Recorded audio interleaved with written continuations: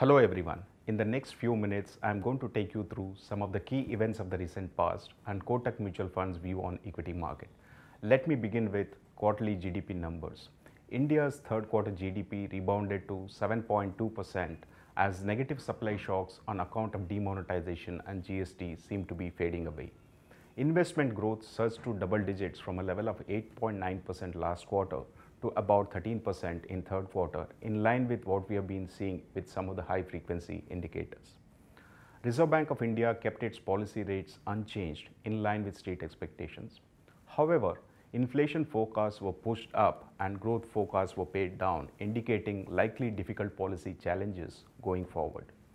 January trade deficit widened to about $16.3 billion, which is also well above the recent average of $13.4 billion. This was driven by a strong acceleration in imports to about $40.7 billion, as well as a marked slowdown in exports to about $24.4 billion. This was particularly pronounced due to lower exports in textiles, gems, and jewelry. Indian equities fell about 5% in February to give up all the gains from the earlier part of the year. The volatility seen in global equity markets was an outcome of fear of higher than expected rate hikes by US Federal Reserve. This weighed on the sentiments and foreign institutional investors turned large net sellers in February. Introduction of long-term capital gains tax and unraveling of massive $2 billion scam involving Punjab National Bank were also viewed as dampeners by market participants.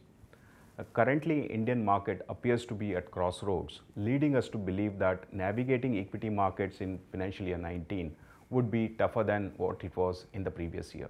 On one hand, we have India's micro, which is in better shape today than it was a year ago, while on the other side, the macro environment now appears to be more challenging given inflation worries, possibility of fiscal slippage, and increase in oil prices in the past few months.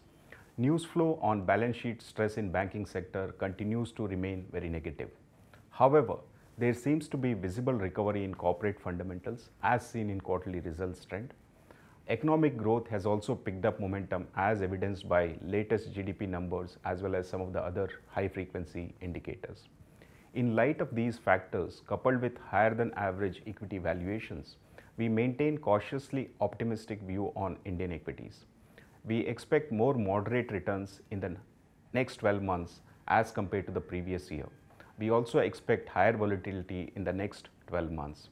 We continue to prefer large cap stocks over mid and small cap segment, given relative valuation comfort of large cap segment. We advise equity investors to make disciplined and regular investments with long-term focus and not chase momentum in the market at these levels. Thank you. Mutual fund investments are subject to market risks. Read all scheme-related documents carefully.